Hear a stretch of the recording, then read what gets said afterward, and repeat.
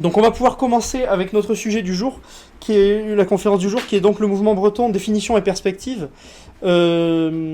Pour faire très simple, ça va être donc une conférence sur le mouvement breton qui va couvrir déjà, on va parler un peu de définition, définir qu'est-ce que le mouvement breton, et puis ensuite on va brosser de manière assez rapide puisqu'on va pas pouvoir rentrer dans les détails, et puis pour certains d'entre vous, vous les connaissez probablement, mais on va faire une brève histoire du mouvement breton jusqu'à aujourd'hui, et après on va parler des réussites du mouvement breton, bon, aussi de ses échecs, on va en parler un peu tout le long, et on va parler aussi un petit peu des perspectives d'avenir pour ce mouvement breton.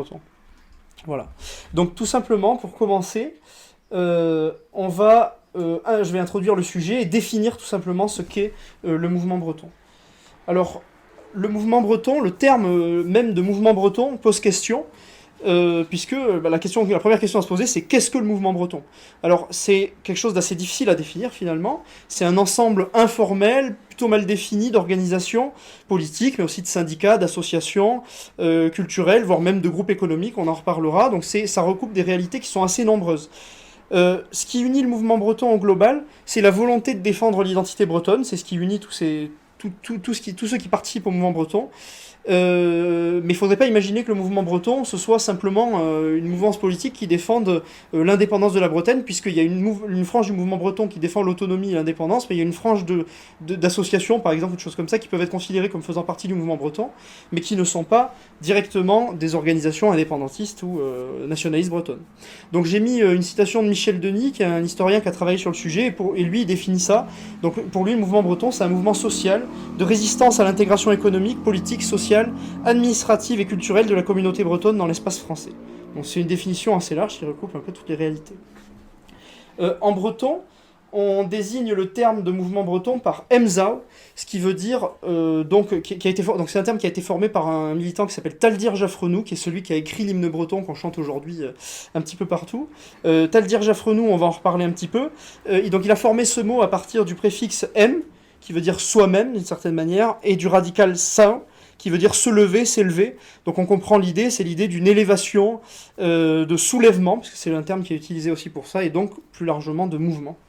Alors parler du mouvement breton, c'est aussi définir quelques termes qui vont nous intéresser tout le long, puisque si on ne maîtrise pas les termes qui vont être utilisés, on peine à comprendre la diversité de ce mouvement breton. Le premier terme que je voulais définir, c'est le terme de régionalisme, qui vient donc du latin regio, je l'ai mis ici, qui signifie à l'origine pays. Alors, quand on dit régionaliste, le régionalisme, on entend donc quelqu'un qui voudrait la décentralisation de certains pouvoirs de la nation vers la région, tout simplement. Ensuite, on a un autre terme qui est très utilisé, qui est le terme autonomisme. Donc l'autonomie, ça vient d'un mot grec et ça veut dire à l'origine indépendance. Bon, évidemment, ça donnait le mot autonomie en français. Un autonomiste, c'est quelqu'un qui veut donner l'autonomie politique à un territoire donné. Donc les autonomistes, en général, ils veulent donner l'autonomie politique à un territoire donné, mais ils ne sont pas forcément favorables à une indépendance totale. Par exemple, sur les questions de la politique internationale ou des choses comme ça, ils peuvent considérer que l'État central doit avoir la politique internationale, mais par contre, pour tout ce qui est politique, ça va être tout simplement décentralisé à l'échelle de la nation ou de la région en question. Un terme qui est assez proche, même si vous allez voir que l'idée diffère par certains côtés, c'est le terme de fédéraliste, qui vient d'un mot qui signifie traité d'alliance à l'origine, et c'est important de le comprendre comme ça.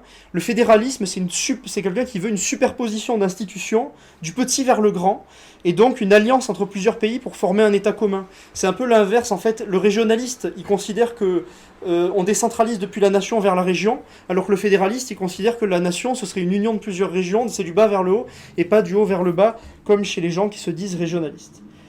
Et enfin, c'est l'avant-dernier, le terme indépendantiste, qui désigne tout simplement, donc qui est formé du latin et qui veut dire tout simplement ne pas être rattaché à. Donc l'indépendantiste, c'est celui qui veut la construction d'un État pleinement souverain, donc avec tout ce qu'un État souverain peut avoir, en l'occurrence particulièrement par exemple l'armée, monnaie, etc., etc.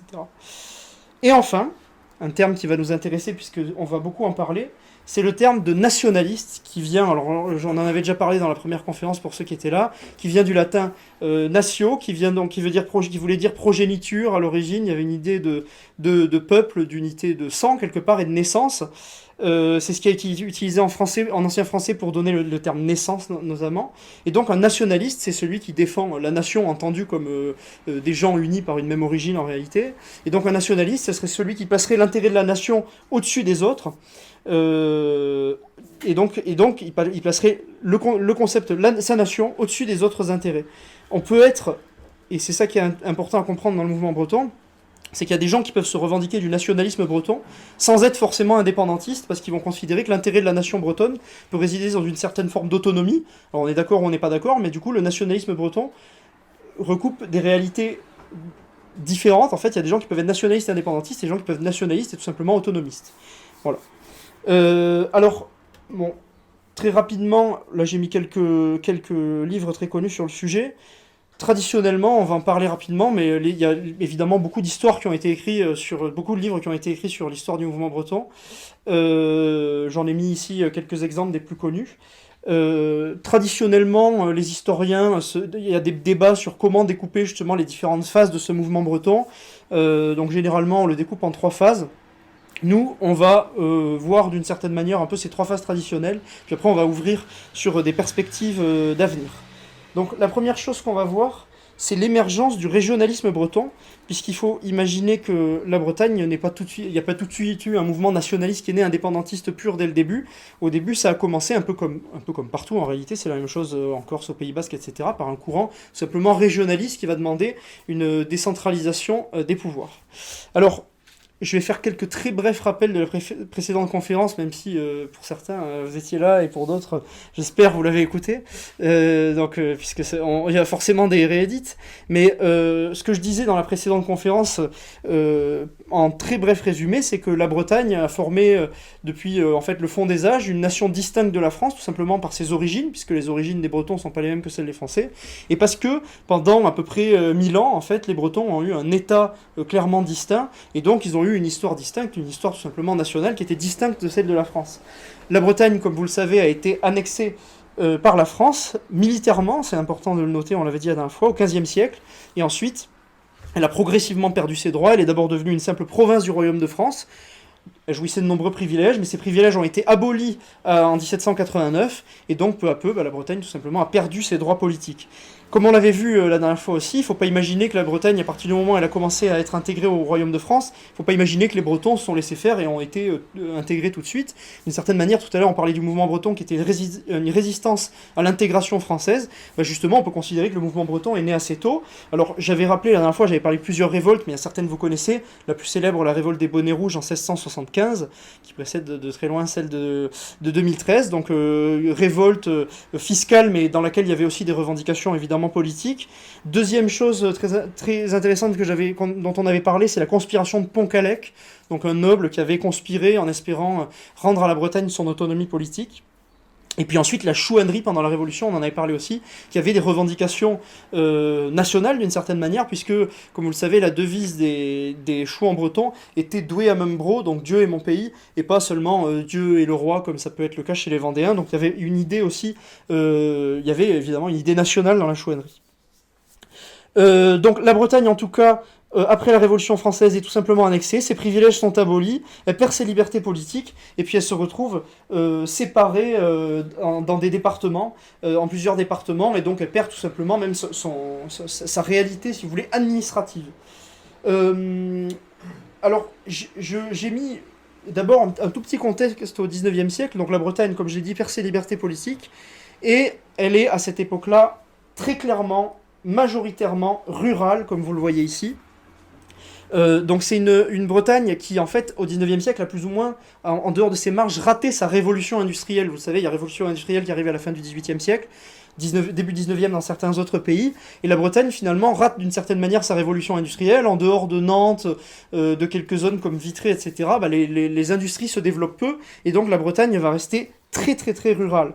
Et en plus, elle va être affaiblie par la perte de son autonomie politique, puisqu'au XVIe, XVIIe siècle, elle était plutôt, alors qu'elle venait de se faire annexer, mais c'était plutôt une période florissante, puisque la Bretagne s'enrichissait grâce au commerce des voiles, etc. Et vu que c'était le grand moment de l'expansion vers l'Amérique, évidemment, la Bretagne tirait son épingle du jeu. de par sa situation géographique et de par justement les productions de voiles, etc., qu'il y avait en Bretagne. Mais ensuite, la Bretagne, une fois qu'elle va perdre son autonomie politique, progressivement, elle va tout simplement s'appauvrir, rater sa révolution industrielle, et donc elle va rester une terre à très large majorité agricole. Et un grand nombre des enfants, des enfants de la Bretagne, vont donc partir en direction de Paris, c'est ce qu'on connaît le plus pour commencer à aller chercher du travail, mais on le sait moins, aussi en direction d'autres territoires, notamment dans le sud-ouest de la France, pour aller chercher du travail comme journalier agricole, etc. En tout cas, voilà, la Bretagne, au XIXe siècle, est majoritairement rurale, elle est encore politiquement assez séparée de la France, puisque elle est très nettement conservatiste, voire réactionnaire. Elle est encore très fortement marquée par la présence du catholicisme et du royalisme, et du légitimisme, etc. Et donc politiquement, elle se distingue assez de la France, et elle était vue. Ce qui est intéressant de noter, c'est qu'aujourd'hui, la plupart des Français voient la Bretagne comme une espèce de bastion gauchiste ou macroniste, etc. Enfin, il y a tout un tas de choses comme ça. Mais à l'époque, au 19e siècle, on trouve exactement la même chose, mais en disant que c'était un bastion réactionnaire, un bastion de la réaction cléricale, etc. Donc voilà, les Français ont toujours considéré que les Bretons votaient mal, quel que soit en fait le vote qu'il y a eu, puisqu'il y a toujours eu un décalage politique entre la Bretagne et la France. Alors, on en avait parlé très rapidement la dernière fois, mais c'est dans ce contexte politique qui est aussi marqué à l'échelle européenne, on en avait parlé par le mouvement romantique qui voit s'affirmer les identités nationales, et donc plusieurs intellectuels vont s'intéresser à la matière bretonne. On en avait parlé. Alors d'abord, ils vont s'intéresser à la langue, qui va connaître ses premiers efforts de normalisation avec l'influence notable de Jean-François Le Gonidec que j'ai mis ici, qui va fixer des premières règles orthographiques pour le breton, après plusieurs siècles relativement anarchiques. Puis ensuite l'histoire qui va passionner aussi les intellectuels de l'Europe du 19e siècle. Et donc on va redécouvrir l'histoire de la Bretagne, son passé glorieux, on commence à se questionner sur son avenir. Et donc il va aussi venir la littérature avec le fameux Barzaz Brace de La Ville Marquée, qui va donc, je crois qu'on avait parlé rapidement la dernière fois, un collecteur, un intellectuel qui va partir en Bretagne collecter des chants. Ces chants, il va les écrire dans un livre qui s'appelle le Barzaz Brace, qui va être un best-seller de l'époque, puisqu'on est à les grandes époques romantiques, donc où les gens redécouvrent un peu les peuples, l'âme des peuples. On s'intéresse non plus à ce que produisait la noblesse comme au XVIIIe siècle, qui était vraiment le siècle, voilà, comme on l'imagine, des intellectuels, les Lumières, etc. Là, on est sur le siècle du romantisme. On découvre le peuple, en fait, d'une certaine manière. On découvre la littérature orale, et donc il va s'inscrire pleinement, justement, dans ce mouvement-là. Donc, 19e siècle, Bretagne rurale, catholique, très majoritairement réactionnaire, conservatrice, mais on commence à avoir donc d'une certaine manière des gens qui commencent à découvrir, à s'intéresser, à redécouvrir aussi la Bretagne. D'ailleurs, c'est intéressant à noter, pour l'anecdote, le grand-oncle du général de Gaulle, qui s'appelait aussi Charles de Gaulle, qui était donc un Français du nord de la France, comme le général de Gaulle, qui était en fait un grand celtisan du 19e siècle, qui avait appris le breton, et qui parlait couramment le breton, qui a écrit plusieurs poèmes en breton, et qui a écrit même des livres politiques sur l'affirmation de l'idée celtique, etc. au XIXe siècle, alors qu'il n'était pas du tout breton, il était lui-même français. Bref, donc on est dans une époque voilà, d'affirmation, de renaissance un peu de la culture bretonne et de la conscience identitaire bretonne, une formation d'une première conscience identitaire bretonne.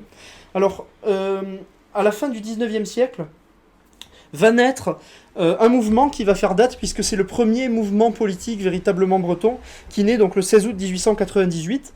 Plusieurs notables donc se rassemblent à Morlaix, à la suite de fêtes bretonnes, et parmi eux il y a plusieurs personnes dont vous allez connaître le nom pour certains.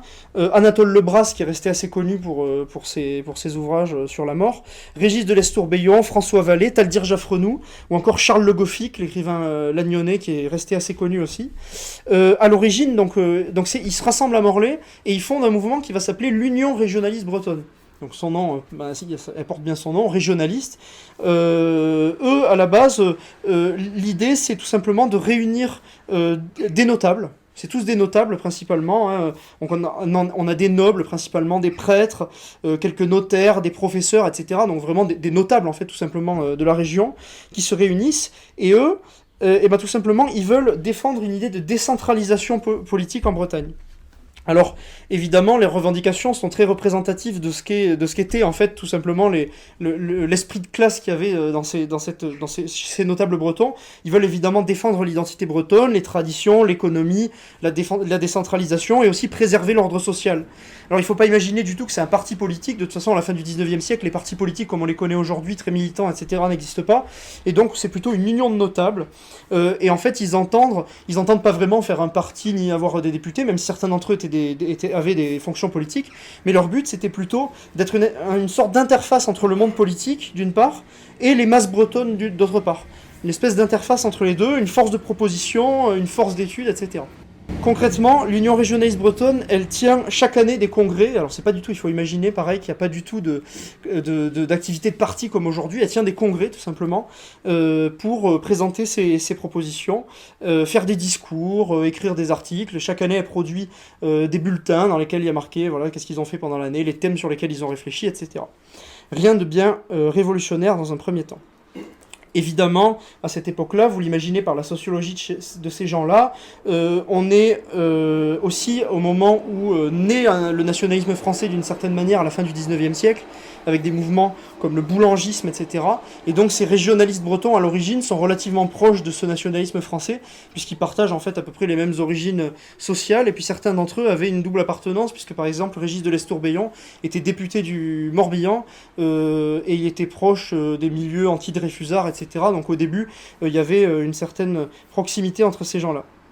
Alors, à cette époque-là, il faut bien sûr pas imaginer que cette union régionaliste bretonne, elle est indépendantiste, c'est absolument pas ça. Bien au contraire, c'est l'époque, c'est le fameux discours de la petite patrie qui serait la Bretagne et de la grande patrie qui serait la France. Et donc, eux, évidemment, imaginent pouvoir défendre à la fois la Bretagne et la France, parce qu'être un bon Français, c'est être un bon Breton, et être un bon Breton, c'est aussi être un bon Français. Enfin, c'est un discours qui était celui de l'époque, tout simplement. Alors, même si le discours reste bon teint, il y a plusieurs choses qui sont à noter.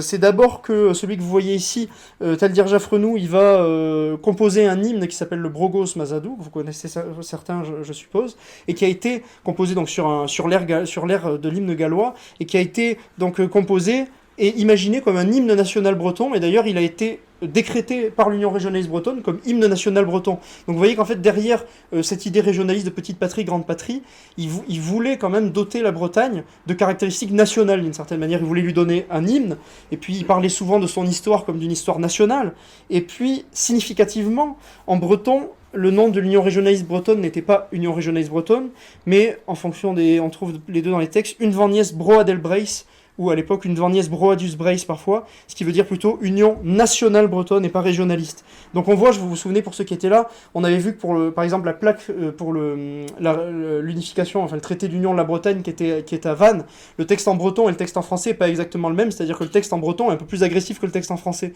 Voilà, c'est exactement pareil, on s'appelle Union régionaliste bretonne en français, et puis en breton on s'appelle Union nationale bretonne. Voilà, donc il y avait déjà un espèce de double discours. Ce mouvement régionaliste, il va finir quand même, il restait quand même très très bon teint, et il va finir par fatiguer une frange du mouvement qui était la frange la plus politique, qu'on va appeler plus tard la Fédération régionaliste bretonne. Donc tous ces gens-là, en fait, il y a un congrès de l'Union régionaliste bretonne en 1911 à Saint-Renan, et puis il y a une embrouille entre les militants, tout simplement parce que certains qui sont généralement des gens un peu moins, politiquement ils sont assez conservateurs, mais qui sont généralement pas des nobles et généralement pas du clergé, ils sont un peu fatigués, si vous voulez, par l'aspect très réactionnaire de l'Union régionaliste bretonne, et ils entendent défendre une idée quand même plus politique et aller plus loin sur les questions économiques.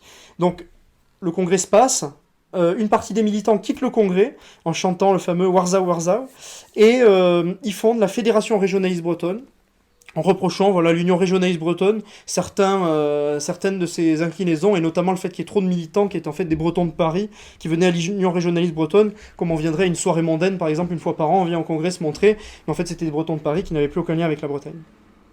Alors l'originalité de la Fédération régionaliste bretonne qu'il y a ici, c'est l'importance qu'elle accorde aux questions économiques.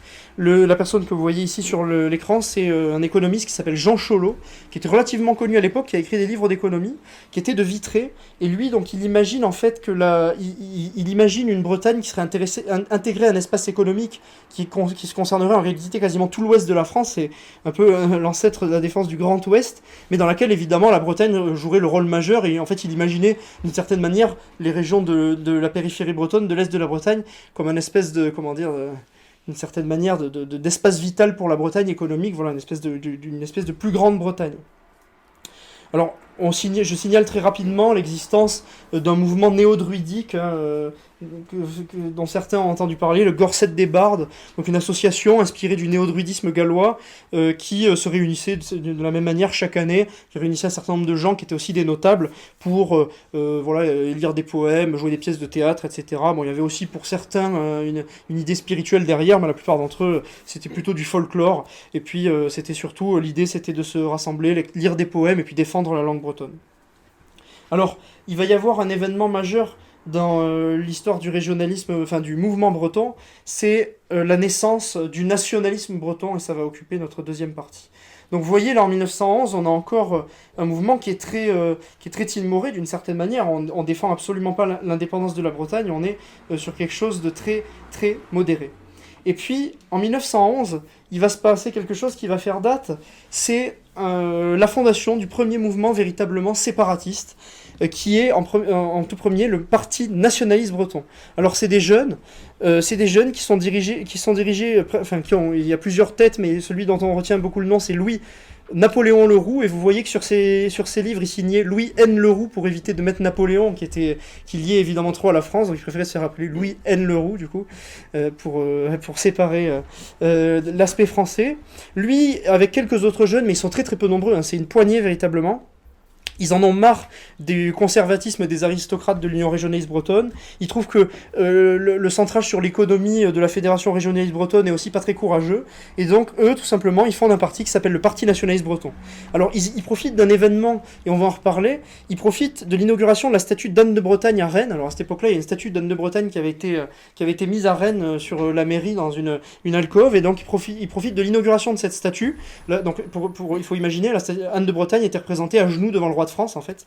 Et donc ils profitent de ce moment-là pour organiser une bruyante protestation. Ils viennent avec des sifflets, ils sifflent, ils font du bruit, ils protestent contre tout ça. Alors évidemment, ils sont pas très nombreux, mais la presse en parle, et puis on dit qu'un parti nationaliste breton est né. Donc ils lancent une revue qui s'appelle Brace d'Issual, et dans laquelle ils disent clairement maintenant leur volonté de séparer la Bretagne de la France. Ils appellent la France pour eux c'est l'emprise étrangère.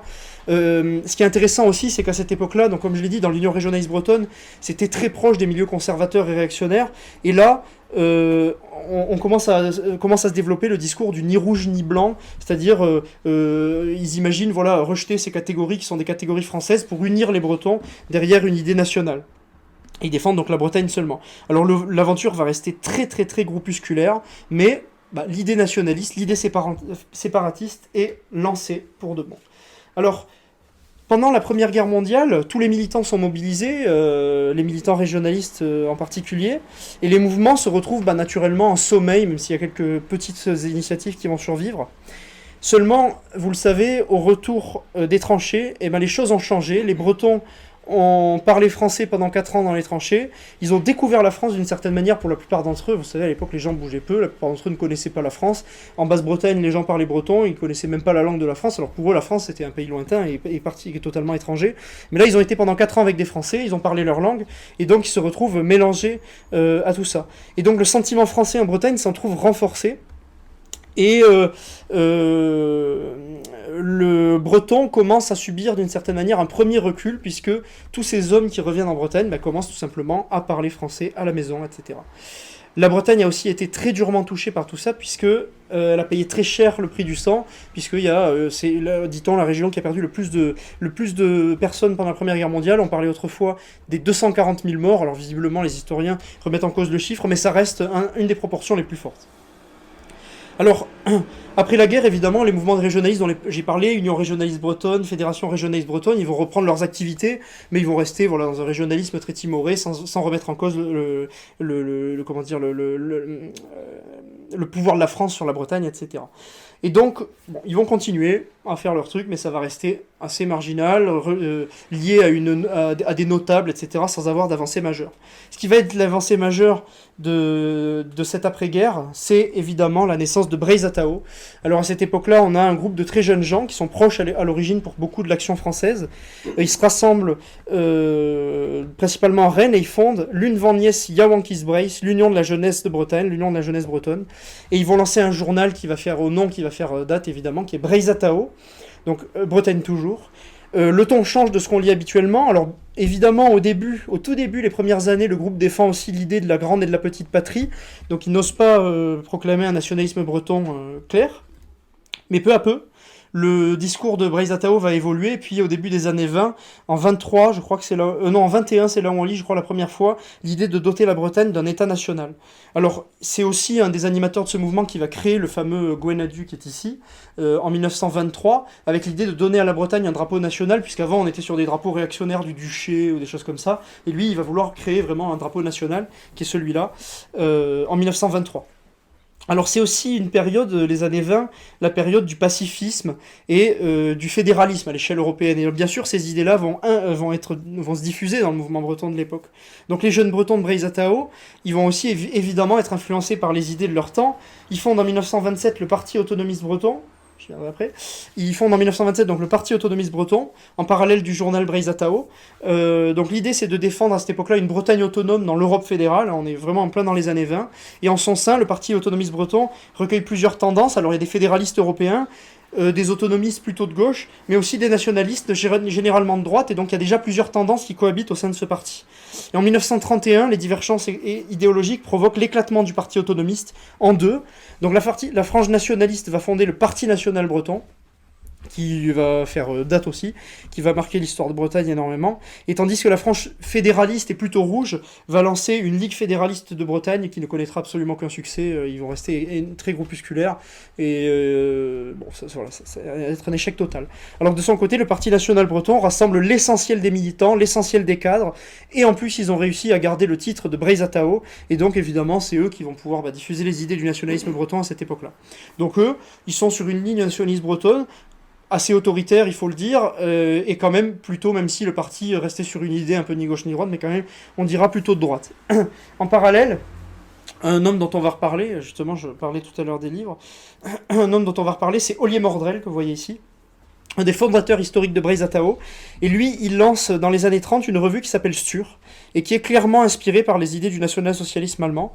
Donc il défend, lui, l'idée d'une Bretagne indépendante, clairement racialiste, qui se rapprocherait du Troisième Reich. Et donc cette revue connaît une certaine influence dans les milieux radicaux, et ce qui est intéressant de noter, c'est qu'elle était forcément un faible tirage, mais par contre les gens qui la lisaient étaient des gens plutôt importants dans les mouvements dans lesquels ils étaient. Donc c'est une revue qui est même lue hors de l'espace breton, puisque c'est une revue, il faut le dire, de qualité d'un point de vue intellectuel, qui parlait de cinéma, de choses très actuelles, etc. Et donc elle va être lue même en dehors de la Bretagne, et notamment par certains, même du mouvement français, comme, dit-on, Jacques Doriot, le président du Parti populaire français, qui, dit-on, était abonné à Stur, et qui avait d'ailleurs correspondu ensuite avec Mordrel à ce propos. Il y avait aussi même un Bourguignon qui est resté un peu connu par la suite. Enfin voilà, c'était une revue qui était lue par des gens assez importants, par des intellectuels, parce que c'était tout simplement une revue de qualité. Alors évidemment, lui, il est très proche de cette mouvance fasciste qui naît en Europe à cette époque-là, mais le PNB ne va pas adopter la ligne de Stur, même si Ollier Mordrel a essayé. Ça va rester le PNB un parti nationaliste, évidemment pour créer une nation bretonne indépendante, etc., sans aller jusqu'à se rapprocher des idées du national-socialisme. On va signaler aussi, puisque c'est intéressant, on en a parlé tout à l'heure, l'existence du premier mouvement armé breton. Alors tout le monde connaît le FLB, mais la mouvance armée bretonne, ça commence dès les années 30 avec une organisation qui s'appelle Gwenadu, du nom du drapeau national, et qui va faire sauter la statue d'Anne de Bretagne dont je parlais tout à l'heure. Cette statue qui était donc insérée, c'est toujours, maintenant il y a une alcôve si vous allez à la mairie de Rennes, voilà, donc il y a la mairie de Rennes qui fait un espèce de rond, en face il y a l'opéra qui complète normalement le rond, puis il y a une alcôve dans la mairie de Rennes qui est totalement vide aujourd'hui, et en fait à l'origine il y avait cette fameuse statue que j'ai mis sur ces images, statue qui représentait Anne de Bretagne à genoux devant le roi de France. La statue a tout simplement été explosée en 1932 par le mouvement Gwenadu, et donc ça va lancer une série d'attentats. Il va y avoir plusieurs attentats en Bretagne. Évidemment, ce qui va être un marqueur du mouvement armé breton, c'est que le mouvement armé breton va toujours s'en prendre aux biens et jamais aux personnes. Il y a en tout et pour tout en réalité un seul mort à déplorer par la mouvance armée bretonne, et qui était un accident et plutôt potentiellement le fait plutôt de l'extrême gauche, en tout cas d'une mouvance assez éloignée de l'idée originelle. Mais en tout cas, voilà, le mouvement breton armé, c'était s'en prendre aux biens et pas aux personnes. Donc ce mouvement va faire plusieurs attentats dans les années 30. Ils vont recevoir de l'aide, notamment de l'Allemagne, et on va en reparler. Dans le domaine littéraire, c'est très important aussi, la Bretagne va connaître une véritable révolution dans l'entre-deux-guerres avec la naissance d'une revue qui s'appelle Gwalarn et que vous connaissez pour certains probablement. Cette revue elle est fondée par un jeune agrégé d'anglais, professeur au lycée à Brest qui s'appelle Ropar Zéman. Et donc il va lancer une revue qui s'appelle Gwalarn, qui est une revue littéraire et qui propose des œuvres originales et des traductions en breton. Alors lui, il avait une idée qui est très intéressante et totalement révolutionnaire, c'est qu'à cette époque-là, évidemment, on écrivait déjà en breton, mais tout ce qui s'écrivait en breton, c'était principalement des choses qui concernaient le folklore breton, ou bien voilà, la vie à la campagne, voilà, des choses anciennes, la religion, etc. Et lui, il va dire, d'ailleurs il va le dire même dans son manifeste, on va écrire en breton, mais on va pas écrire à propos de la Bretagne, on va écrire à propos du monde. Il va dire en fait que pour lui le déclin du breton, le fait que les gens apprennent le français, il y a aussi le fait que que pour accéder à l'intelligence, on était obligé de passer par le français. Je veux dire, quelqu'un qui voulait apprendre, je sais pas, l'histoire de tel ou tel pays ou se pencher sur la chimie, la physique, les mathématiques, il allait forcément devoir passer par le français. C'était un vecteur d'intelligence, si vous voulez, à cette époque-là. Et lui, il va dire, il faut absolument changer ça et faire du breton une langue moderne par laquelle on peut apprendre tout et n'importe quoi. Et donc il va lancer la revue Gwalarn à ce propos-là, il va y avoir des articles littéraires, des traductions d'œuvres du monde entier, puisque pareil, si vous vouliez accéder à la littérature anglo-saxonne et vous ne parliez pas anglais, il fallait lire une traduction française. Lui, il va dire, on va prendre des ouvrages en anglais, on va les traduire en breton directement, et comme ça les bretons, ils peuvent lire un ouvrage d'un auteur anglais en breton directement. Voilà, donc il va y avoir toute une tonne de numéros. Là, c'est une collection complète qui était en vente récemment sur eBay, ou peut-être même qu'elle y est encore. Et donc, ça va être une véritable révolution dans le mouvement breton. Et puis, il va aussi moderniser l'orthographe, etc. C'est pas le sujet du jour, mais intéressant à noter. Alors, le mouvement breton est alors solidement installé dans le paysage. Tout le monde sait qu'il y a des nationalistes bretons à cette époque-là. Alors évidemment, c'était pas 100% de la population, très loin de là, qui était nationaliste bretonne, mais enfin, maintenant c'est une mouvance qui est connue. Mais le succès rencontré par la mouvance nationaliste reste relativement marginal. On compte quelques centaines de militants, quelques milliers de sympathisants, mais ça reste assez marginal. Et c'est là que vont changer un petit peu les choses. La Seconde Guerre mondiale se déclenche et le mouvement breton va se retrouver dans une situation délicate, puisque l'État français, évidemment, va en venir à craindre les ennemis intérieurs en situation de guerre. Évidemment, on se dit que tous les gens qui sont un peu hostiles à l'État central, ils vont en profiter pour mettre des coups à l'État central. C'est ce qu'avaient fait les Irlandais en 1916.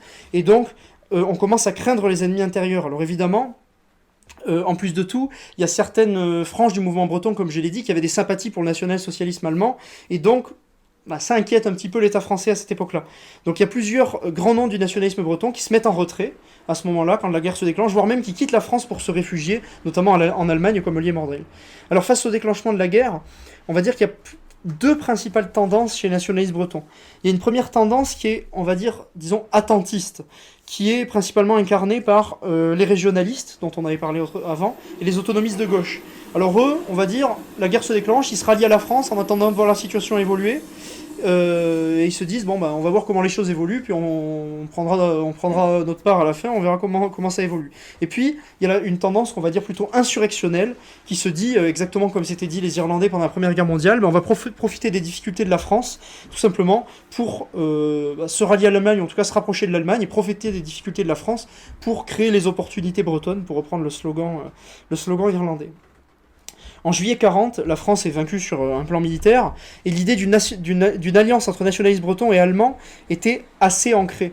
Alors, elle était assez ancrée en fait dans la population. La population, il y a beaucoup de gens qui croyaient, parce qu'ils lisaient les journaux de l'époque, et les journaux évidemment appuyaient sur ça en disant que les nationalistes bretons étaient les agents de l'Allemagne, etc.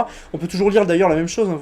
Vous regardez, je sais pas, tout ce qui est Célineau, etc. Ils considèrent encore que le mouvement breton, ils sont à la solde de l'Allemagne. Alors évidemment, l'Allemagne a changé de direction, enfin les slogans restent et les idées reçues restent les mêmes.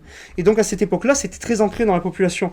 Et alors Mordrel, dans un de ses livres, dans Breizatao, son grand livre sur son engagement, raconte que certains Bretons, quand ils voyaient les chars allemands arriver en Bretagne, ils criaient Bretagne libre, Breizatao, en voyant les chars arriver, en imaginant pouvoir transformer la défaite en victoire et profiter ils pensaient que l'État breton allait être créé dans les jours qui suivaient, quoi.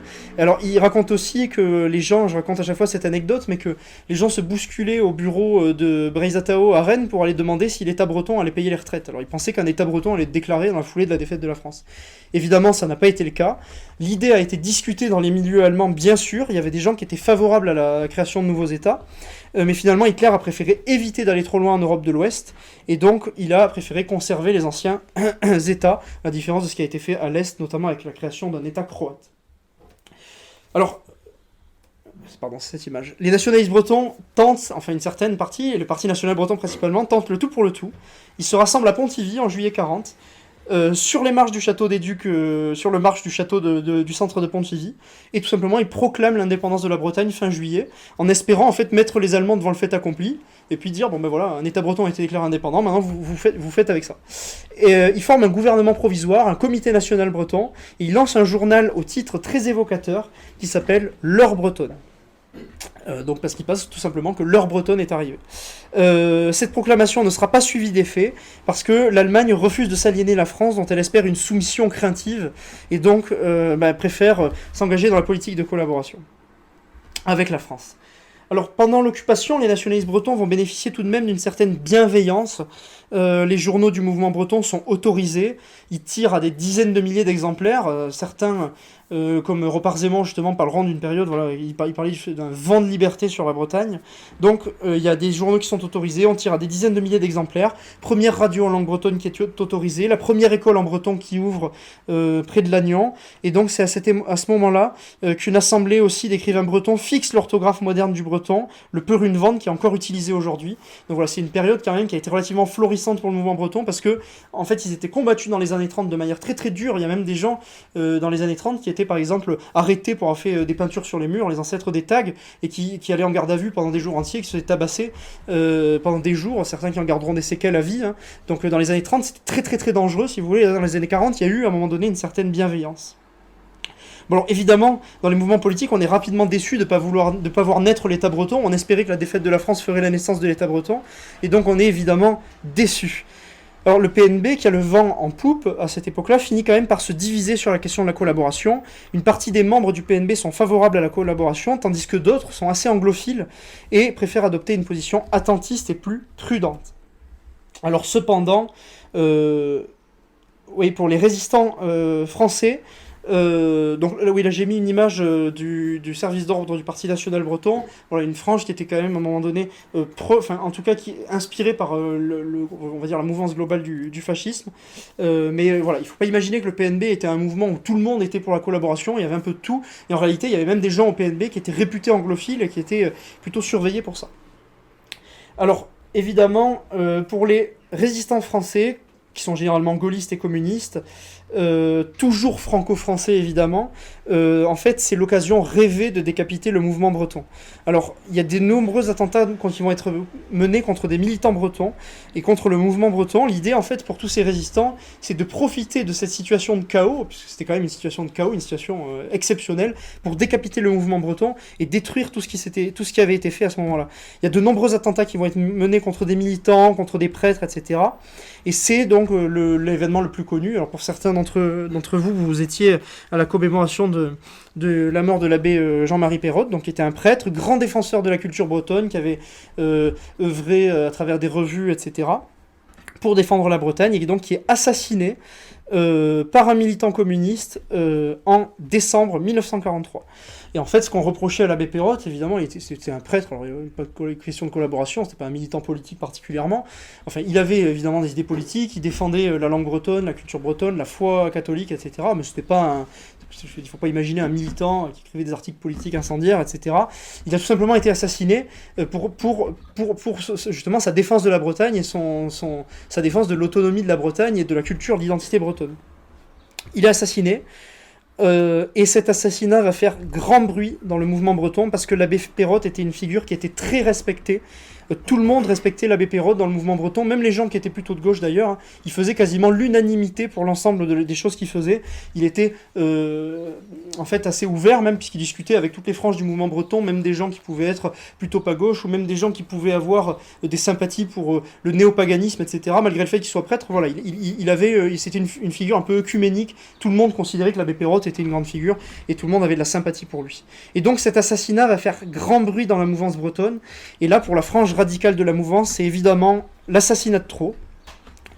Célestin Lenné, qui était militant de Breizatao et qui était celui qui avait lancé le fameux Gwenadu, le premier mouvement armé dans les années 30, va fonder un mouvement pour prendre les armes contre les communistes, contre les terroristes gaullistes, etc. Donc il va lancer ce qui va faire grand bruit aussi, enfin qui va marquer l'histoire du mouvement breton, qui est le Bézen-Perrot, qui est connu comme la SS bretonne. Alors en réalité c'est un peu plus compliqué que ça, mais c'était voilà un mouvement avec quelques dizaines de militants qui vont mener des actions contre le maquis et qui vont évidemment après faire couler beaucoup d'encre à la libération, puisque voilà, les quelques dizaines de personnes qui avaient participé à ça vont être utilisées contre le mouvement breton comme une image, etc. En tout cas, voilà, c'est une des rares images qu'il y a du Bézen-Perrot. En tout cas, les choses semblent de plus en plus claires. Les libérateurs ceux qui sont appelés les libérateurs et puis les résistants sont déterminés à frapper fort le mouvement breton en cas de victoire. Et donc, évidemment, conscients du danger, quand les Bretons, les nationalistes bretons commencent à voir que la guerre prend un autre tournant et que, après le débarquement en Normandie, la France risque de changer de direction, et bien tout simplement, un grand nombre des militants fuient tout simplement la Bretagne, partent en même temps que les troupes d'occupation. Certains, comme le chef de la SS bretonne, Célestin Lenné, gagneront l'Irlande, d'autres le Pays de Galles, d'autres partiront même en Amérique latine, c'est le cas d'Olier Mordrel, donc tous vont fuir. Et ils ont eu raison de fuir, parce que ceux qui sont restés sur place vont être persécutés de manière systématique. Donc la seule appartenance à une organisation politique à cette époque-là vaut d'être inquiété. L'épuration sauvage fera en Bretagne des ravages, il y a plusieurs militants bretons qui vont être assassinés, parfois lynchés, certains torturés à mort. C'est le cas de l'architecte James Bouillet, qui avait participé un peu à toute cette mouvance des Seisbreurs, qui avait fait des bâtiments magnifiques, dont certains restent encore aujourd'hui dans les Côtes d'Armor, qui a été torturé à mort par les résistants. Donc c'était absolument pas un militant politique. Non. Les survivants sont emprisonnés dans des camps, et dans des conditions qui sont si indécentes que des députés gallois, qu'on peut difficilement suspecter de collaboration puisqu'ils s'étaient ralliés à l'Angleterre et qu'ils étaient dans une mouvance qui était déjà pas particulièrement droitière, ont en fait dépêché une enquête et ont fait pression sur l'État français avec une enquête justement sur la répression des militants bretons, parce qu'ils considéraient que ça allait trop loin et que c'était absolument pas justifié, qu'il y avait des gens qui étaient en prison, qui n'étaient absolument pas justifiés, et donc ils avaient fait pression auprès de l'État français, donc des députés gallois qui n'avaient aucune sympathie particulière pour l'Allemagne ou je ne sais quoi, qui avaient fait pression, voilà, tellement la répression était forte. Alors ce qu'il faut imaginer, avant de passer à cette troisième partie, c'est qu'en 1945, le mouvement breton est totalement décapité, privé de ses plus grands intellectuels, privé de ses grands militants. Les organisations bretonnes sont quasiment toutes interdites et les idées bretonnes sont frappées d'une condamnation morale avec la libération. Et donc le mouvement breton rentre d'une certaine manière en sommeil. Mais l'Emzao va se reconstruire jusqu'à aujourd'hui, et c'est après qu'on va parler justement des perspectives d'avenir. Donc l'Emzao, ce mouvement breton, il va se refonder dès la fin de la guerre. Alors évidemment, il est dans une situation complexe. D'abord, il va se refonder dans à travers les organisations culturelles, des cercles celtiques, des organisations de sonneurs, etc., dans lesquelles on retrouve énormément d'anciens militants bretons. Donc ils vont se refonder à travers le paravent culturel d'une certaine manière pour avoir la paix. Quelques revues politiques vont paraître en réalité dès 1946, mais on s'en tient au régionalisme, on a un peu abandonné l'indépendantisme de peur d'être associé à ce qui s'était passé pendant la guerre, etc. Et c'est le grand retour de l'idée fédéraliste, et puis après ça va être aussi le grand retour, ça va être pas le grand retour, mais la grande naissance de l'idée, d'une certaine manière un peu décoloniale, où on va assimiler le combat breton au combat des mouvements de libération nationale du tiers-monde, etc. Malgré tout, c'est aussi assez rapidement, il y a quand même des revues qui se relancent sur une ligne plus nationaliste, et Olier Mordrel très rapidement va relancer une revue qui s'appelle La Bretagne réelle, donc sur une ligne qui était un peu celle d'avant, etc. Donc quand même ça va participer à tout ça. En parallèle évidemment, j'ai parlé du paravent culturel, de cet aspect culturel que va prendre le mouvement breton, c'est quelque chose que vous connaissez probablement tous, j'ai mis Gilles Servat, Arland Stivel, bon ça va continuer tout après la Seconde Guerre mondiale, voilà, le mouvement breton d'une certaine manière va aussi se diffuser à travers la musique, à travers la culture, et va devenir en fait d'une certaine manière très populaire grâce à ça, puisque demandez à n'importe qui, même vous probablement, quand vous étiez jeune, probablement vos parents écoutaient Gilles Servat, Alain Stivel, etc. Bon, c'est quelque chose chez les Bretons qui est commun, je veux dire tout le monde connaît ça, ça ne fait même pas débat. Alors c'est aussi à cette époque-là, dans les années 50, que va mettre un mouvement qui va aussi faire du bien d'une certaine manière à la Bretagne, c'est le CELIB, le Comité d'études et de liaison des intérêts bretons, qui est fondé par un ancien résistant. Mais un ancien résistant qui n'est pas hostile à l'idée bretonne. Lui, il compte créer en fait un comité général, encore une fois, pour rassembler des notables, un peu comme ça se faisait avant. Et l'idée, c'est de permettre à la Bretagne de connaître une nouvelle phase de développement, une nouvelle phase d'aménagement du territoire, et de défendre aussi l'héritage culturel de la Bretagne. Donc, ils arrivent à regrouper des notables, des parlementaires. Et là, ce qui est intéressant, c'est que dans les années 30, comme je vous ai dit, avant la Première Guerre mondiale, on était sur un mouvement breton qui était défendu principalement par des notables, les notables de la société. Dans les années 20 et 30, on était plutôt sur une avant-garde politisée. Et là, dans les années 50, ben on va passer d'une certaine manière des avant-gardes politisées aux élites, quoi. Et on va avoir tout simplement des députés qui vont rencontrer des gens du mouvement breton, et puis il va y avoir d'une certaine manière une émulation entre les deux. Et en fait, ça va durer jusqu'à aujourd'hui, on en reparlera, mais il y a une diffusion assez étonnante parfois des idées bretonnes dans les élites bretonnes, sans forcément qu'elles passent directement par la population. Le premier mouvement véritablement politique qui a été fondé dans les années après la Seconde Guerre mondiale, c'est le mouvement pour l'organisation de la Bretagne de Yann Fouéré, donc qui était un ancien breton très connu, un ancien nom très connu du mouvement breton, qui avait été condamné à la libération, qui s'était réfugié quelque temps en Irlande, mais il ne renoue pas avec les écueils du passé. Il lance un mouvement relativement centriste, voilà, pour défendre les intérêts bretons, tout simplement, défendre l'autonomie de la Bretagne, etc. Mais son mouvement va très vite se retrouver divisé en plusieurs parties, parce que en fait il y a en fait une frange assez droitière qui voulait faire du MOB un mouvement vraiment nationaliste breton, indépendantiste d'une certaine manière, et puis une frange qui était de plus en plus intéressée par justement tous les combats de libération nationale dont j'ai parlé, et qui était inspirée par tout ça, et qui imaginait faire du MOB plutôt un parti d'une certaine manière révolutionnaire, un parti voilà, inspiré même pour certains par le marxisme, etc. Ce qui va naître de très notable aussi à cette époque-là, dans les années 60, c'est le Front de Libération de la Bretagne, qui est le second grand mouvement armé, et peut-être le plus connu, enfin même sans aucun doute le plus connu de la Bretagne. Donc, premiers attentats frappent la Bretagne au milieu des années 60, et eux, ils font un communiqué dans l'avenir de la Bretagne où ils parlent du combat révolutionnaire qu'ils entendent mener pour la libération de la Bretagne et pour le droit des Bretons à rejeter le statut colonial pour se gouverner lui-même, etc. Donc c'est très influencé évidemment par les idées de cette époque-là. Les attentats se multiplient, comme je l'avais dit, sans jamais toucher les personnes. On s'en prend aux édifices publics, aux préfectures, aux casernes, aux bureaux des impôts. Et donc, en fait, le FLB va connaître une certaine popularité, parce qu'on s'en prend pas aux personnes, et qu'en fait, quand un centre d'impôt explose, globalement, tout le monde est content, quoi. À part, voilà, 2-3 personnes, mais globalement, ça fait rire tout le monde. Quand il y a une compagnie de CRS, les véhicules explosent, c'est pareil, ça fait rire tout le monde. Et bien en dehors de la Bretagne, d'ailleurs, hein, même en France, il y a plein de gens qui étaient très sympathiques à ça, qui trouvaient ça... plutôt amusant, donc voilà, ils ont gagné d'une certaine manière une popularité grâce à ça. Au sein du FLB, il n'y avait pas que des marxistes, même si le discours peut paraître un peu marxiste, il y avait aussi des gens de droite, des gens de gauche, il y avait en fait un peu de tout, même quelques prêtres. Bon, voilà, c'était vraiment un mouvement qui rassemblait un peu tout le monde. À la fin des années 60, il y a une vague d'arrestations qui va frapper le mouvement breton, à cause des attentats du FLB évidemment. Et ce qui va se passer d'intéressant, c'est que le mouvement breton, qui était, comme je vous l'avais dit, resté plutôt timoré depuis la fin de la Seconde Guerre mondiale, malgré le fait que là, l'emploi de la violence a été fait, même si cet emploi de la violence il était globalement condamné par les mouvements bretons, en fait, ils vont quand même pas le condamner jusqu'au bout, et quand il va y avoir les premières vagues d'arrestation, il va y avoir une vague de solidarité, et ils vont dire, effectivement, en fait, l'État français est tellement sourd qu'en fait, on ne soutient pas le combat armé, mais on le comprend. Et donc il va y avoir une espèce d'unité un peu derrière ces prisonniers, et donc ça va aussi faire une certaine émulation pour le mouvement breton. Il y a des fest-noz qui sont organisés en faveur des prisonniers, où on donne de l'argent pour les prisonniers, etc. Et donc ça va être, voilà, dans les années 70, un combat assez populaire. Alors, les années 70 voient aussi le grand retour des attentats, même s'il y a eu une vague d'arrestation à la fin des années 60, avec le fameux attentat que les Brestois connaissent probablement, qui est l'attentat du Rortré du Don, donc où avait sauté une antenne de la télé, et donc les actualités bretonnes avaient été coupées les actualités avaient été coupées en Bretagne pendant quelques temps, et donc dit-on à cette époque-là, 9 mois après l'attentat, dit-on que le nombre des naissances avait augmenté, parce que les gens avaient arrêté de regarder la télé, et avaient commencé à copuler, quoi.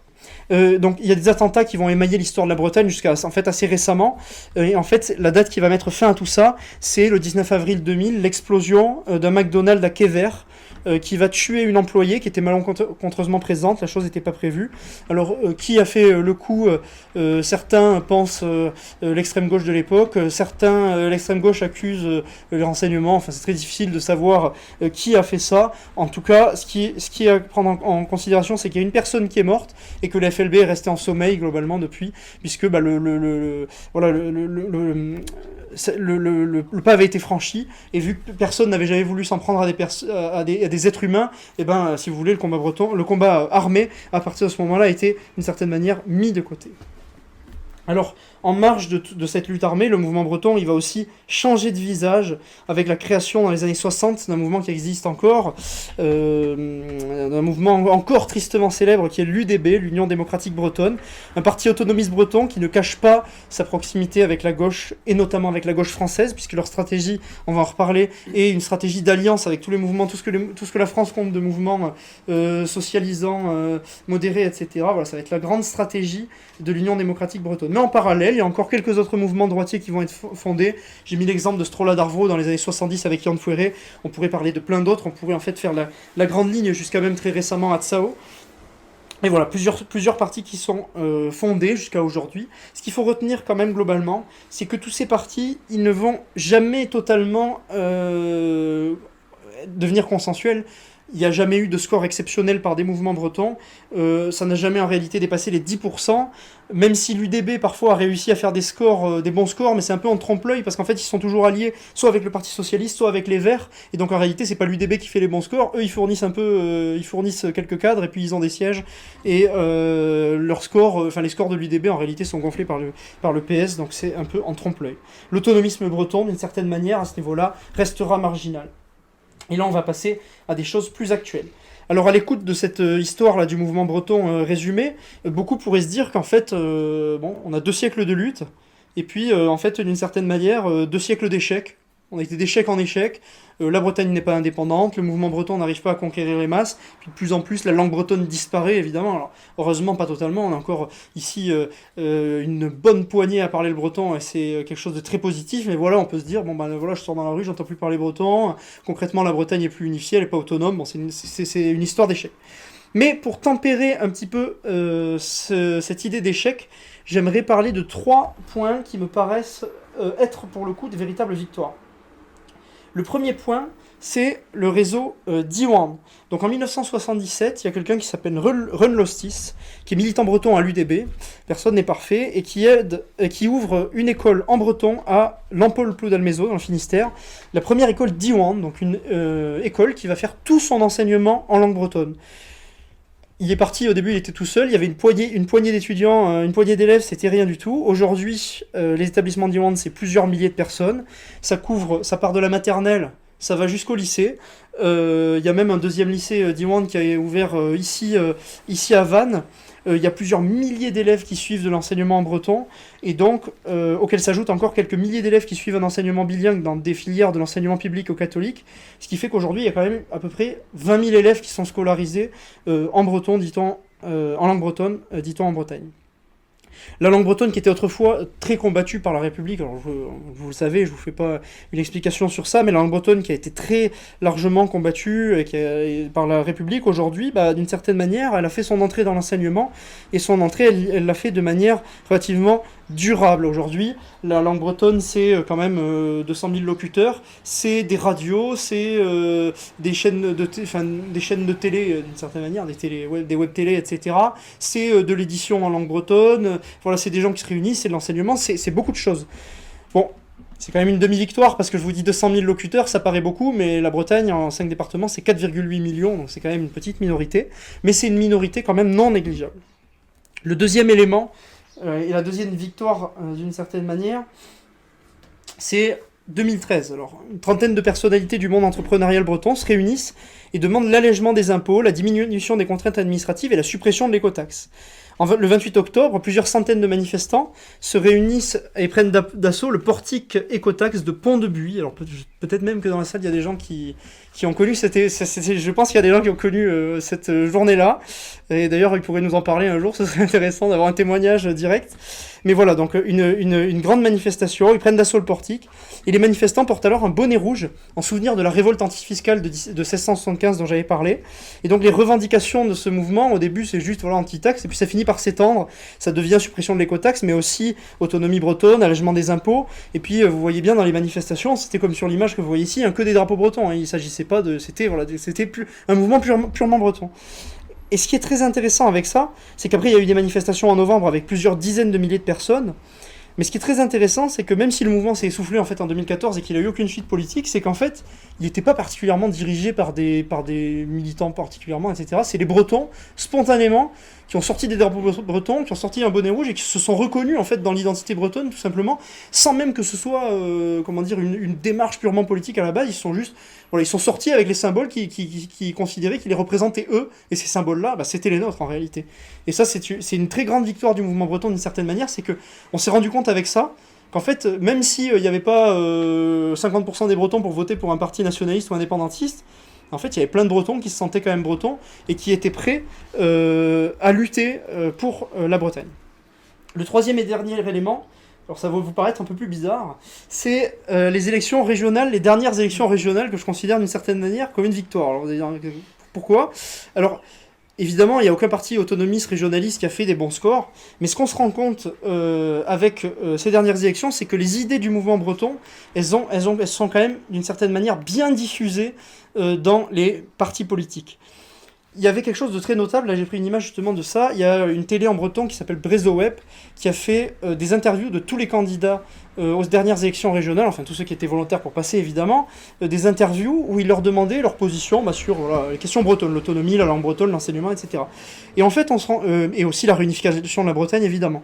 Et en fait on se rend compte que ces mouvements qui sont évidemment des mouvements français pour beaucoup, c'est PS, macroniste, etc.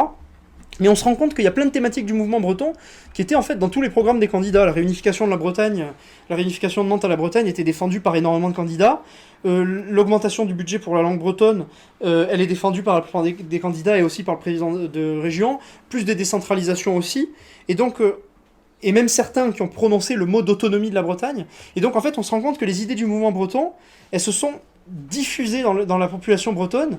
Et en fait, même si n'y a pas de mouvement clairement indépendantiste, mais en fait, même les mouvements officiels, c'est devenu quelque chose de normal en fait. Et je pense que dans les années 70 ou 80, c'était pas quelque chose de normal et de commun de parler d'autonomie de la Bretagne, d'augmentation de budget pour la langue bretonne. Pendant un temps, c'était quelque chose qui était vu comme quelque chose de totalement improbable, si vous voulez. Aujourd'hui, c'est devenu une vraie question. Et ajoutons à ça aussi quelque chose qui est très intéressant, c'est que c'est l'acceptation par la population bretonne de tous les symboles nationaux de la Bretagne. Le Gwenadu qu'on a ici, qui est drapeau national, imaginé par un nationaliste, comme Mordrel le notait, combattu dans les années 30, c'était vu comme quelque chose de complètement... Enfin, sortir un drapeau breton, c'était un symbole de dissidence absolue. Dans les années 40, le Gwenadu a été utilisé aussi par des mouvements qui étaient proches de la collaboration. Donc après, dans les années 50, c'était aussi un drapeau qui était connoté idéologiquement comme étant quelque chose de très très à droite, etc. Aujourd'hui, ce drapeau breton, vous l'avez absolument partout. Tous les Bretons le sortent, il est sur toutes les mairies. Et c'est plus du tout quelque chose qui paraît improbable, c'est quelque chose de commun. Et tous les Bretons se reconnaissent là-dedans. L'hymne breton aussi, qui est maintenant chanté à Vannes par exemple au rugby, mais aussi dans d'autres stades par exemple, qui va dans toutes les compétitions sportives et donc qui montre que d'une certaine manière les Bretons ont adopté ce chant-là comme un hymne d'une certaine manière, un hymne national.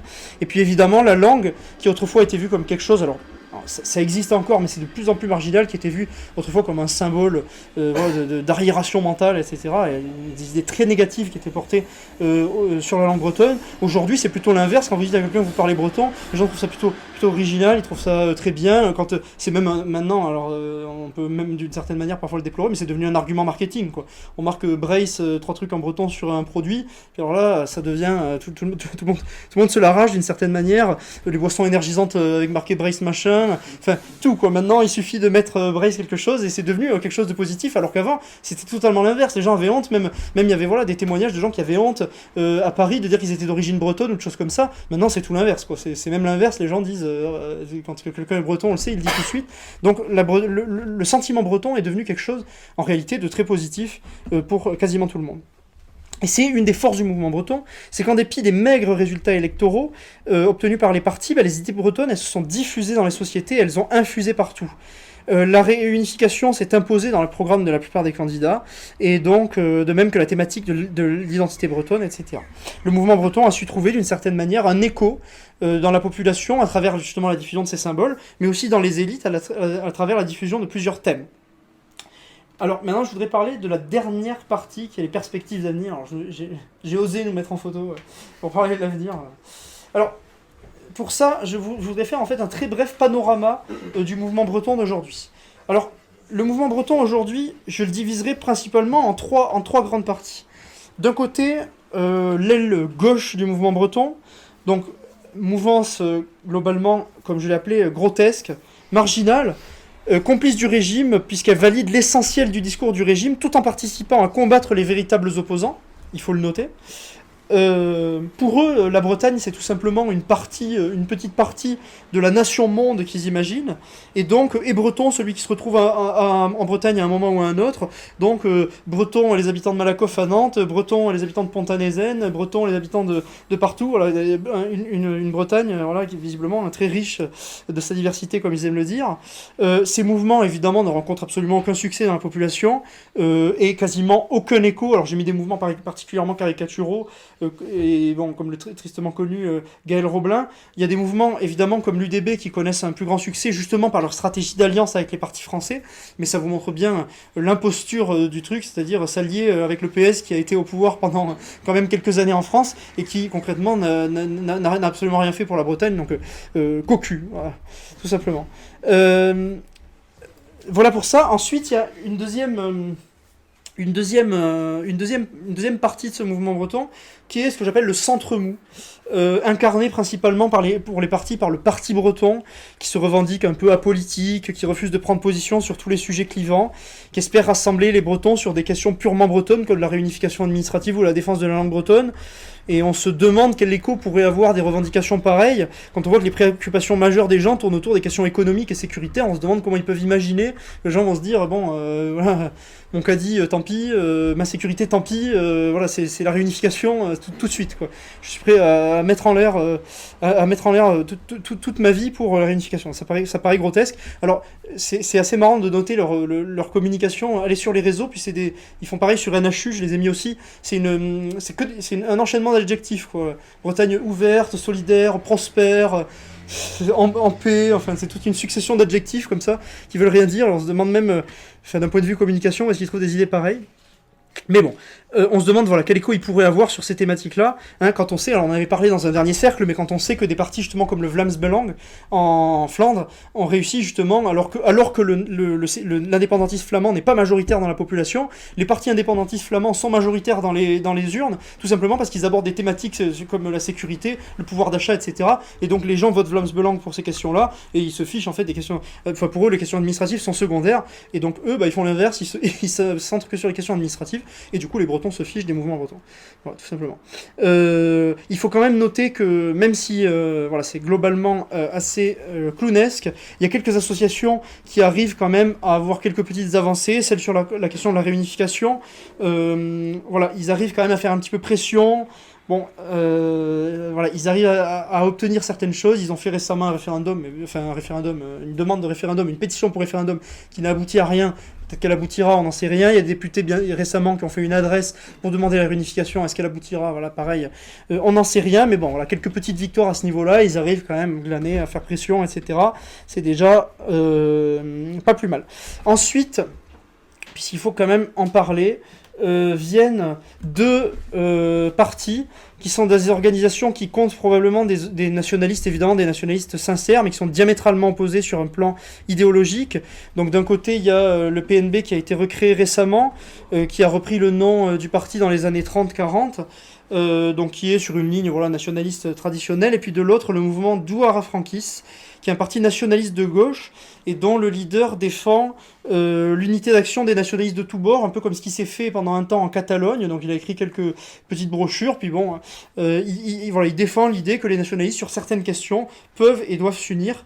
Donc c'est un parti nationaliste de gauche, mais proche de ceux qu'on trouve en Catalogne, c'est-à-dire que pour certains, en tout cas, on peut le reconnaître cette honnêteté, ils font passer la question du nationalisme breton avant les questions gauchistes, si vous voulez, et donc d'une certaine manière, il faut quand même leur reconnaître ça.